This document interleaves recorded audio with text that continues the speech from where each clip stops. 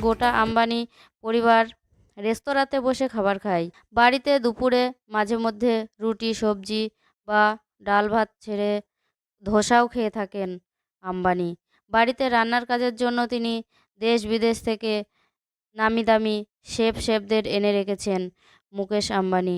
রান্নাবান্নার জন্য যে রাঁধুনিদের বাড়িতে এনে রেখেছেন তাদের বেতন শুনলে চমকে যাবেন।